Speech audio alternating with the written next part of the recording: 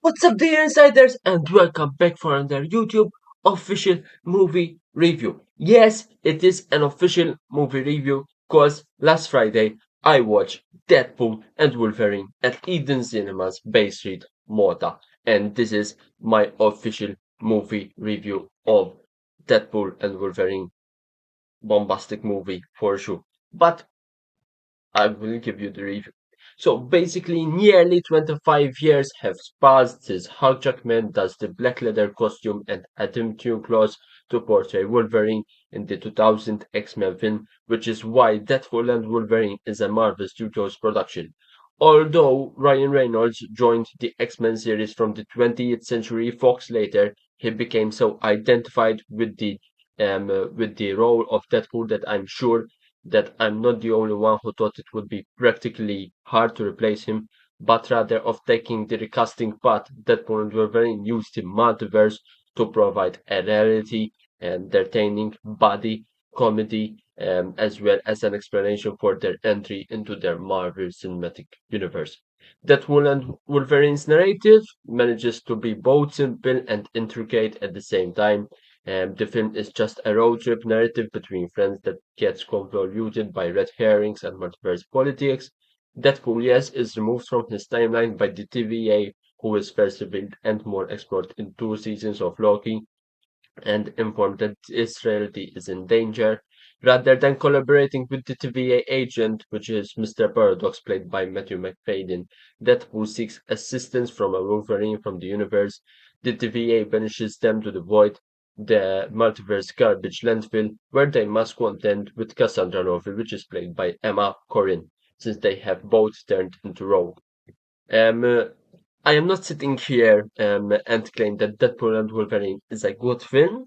At best, the character development is flimsy and frequently takes a second to antics of the multiverse. Despite being selfish character in the end, there is still an emotion undercurrent as Deadpool looks for a reason to matter, all in an attempt to impress Vanessa, which is played by Maureen Baccarin. To explain his rage management problems, the new Wolverine has a traumatic past that is little mentioned. The remaining members of the Deadpool and Wolverine ensemble are mainly one-dimensional characters that are just there to advance the story or to win over the audience. However, that this isn't the main reason to see Deadpool and Wolverine, and that's also not the reason I found the film enjoyable. I like the Marvel films from the past 30 years, and Deadpool and Wolverine is a love letter to those films. I grew up watching those X-Men films and Marvel films, and I had to endure the Fantastic Fours Wars starts while seeing the franchise right out. I was also satisfied with Deadpool and Wolverine. With its odd couple team up, the movie is the epitome of fan service. Its Fox adaptation of Avengers Endgame seen through Deadpool's sarcastic and light-hearted perspective. Deadpool and Wolverine also occasionally leaves casual fans behind since it's best appreciated by someone who has a strong, abiding passion for those all Marvel movies. Marvel movie mythology over the past 3 decades is extensive, and even moviegoers who have watched every film that Deadpool and Wolverine mention might find some of the real-world allusions confusing. Fortunately, the film does a wonderful job of balancing incredible historic cuts with more mainstream pop culture allusions. Still, if you want to really enjoy this sort of film, it's definitely the best to finish your homework.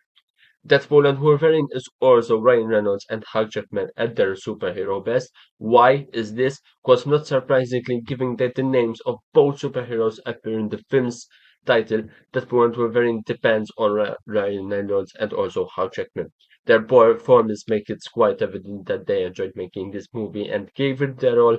The rough straight man storytelling of Jackman's Wolverine contrasts nicely with Reynolds' fast-talking, trust superhero.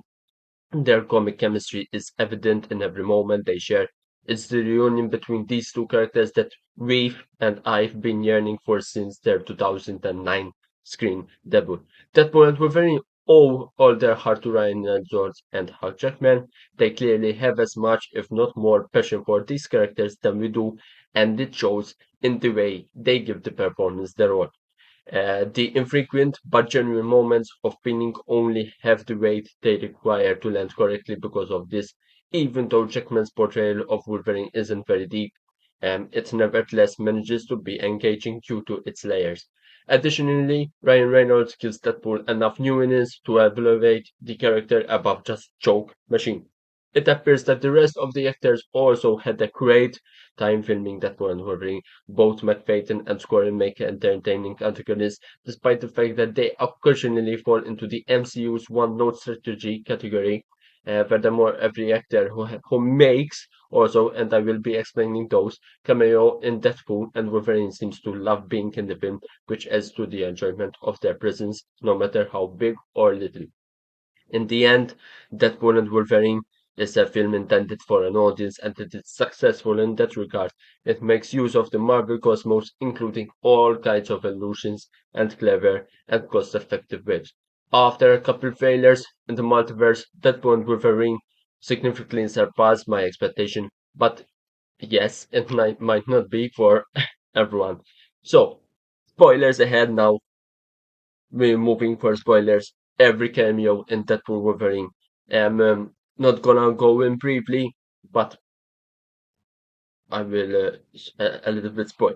So if you have not watched Deadpool Wolverine, don't watch it. Don't watch this review, guys.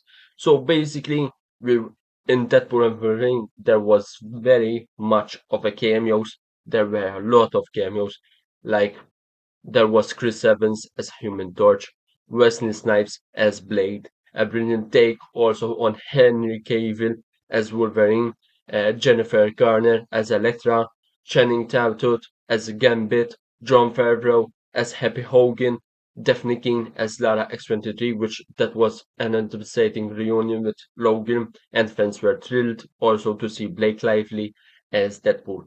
Other cameos like included the Hulk, Thor, Sabretooth, Elliot from Loki season 1. There were a lot of cameos and many more cameos. I really was astonished of those cameos because those cameos were not leaked, not on Twitter, not on Instagram, not on TikTok. They were not leaked. So basically, Marvel Studios, they literally hid all of those cameos from us, which is literally perfect. Because we were going with yes, we were going with expectations throughout this movie and like that, but yes, they weren't a little bit of that high the expectations, but when we saw the cameos, oh my god, oh my god.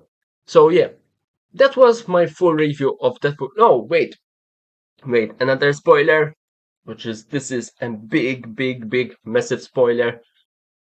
So at the beginning of the movie we see Deadpool, Ryan Reynolds, and the TVA, where they see a bit of a clip here where it was stored. We see a bit of a clip that Deadpool is dying in the hands of Thor. What does that mean? So basically, we don't know that.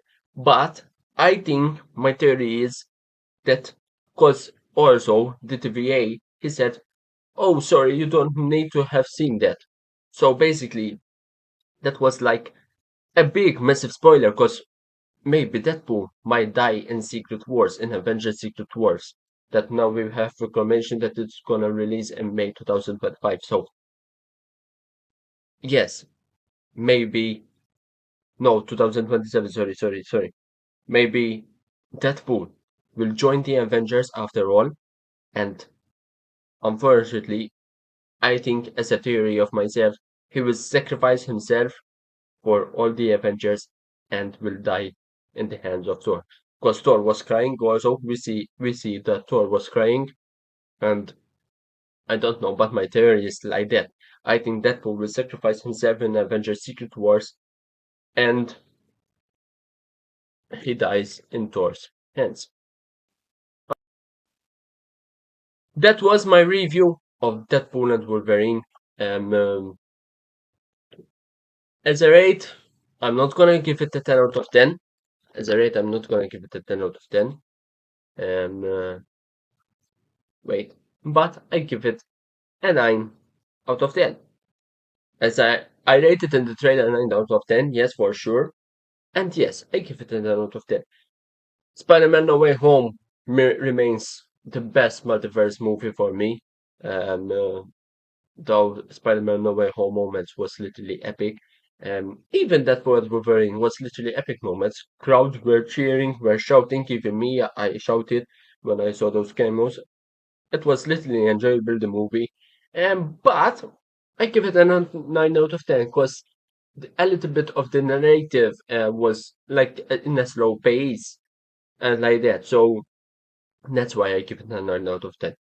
Um, uh, but it's quite enjoyable movie. It's quite enjoyable movie. I literally enjoyed watching single of it.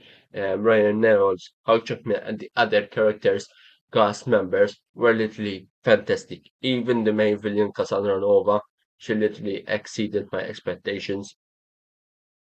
Bomba, bomb. So yeah, So yeah, that was my full review of that one Wolverine. Sorry for spoilers, but yes, I had to share this review. Thank you guys for watching this movie review. Thank you also for subscribing.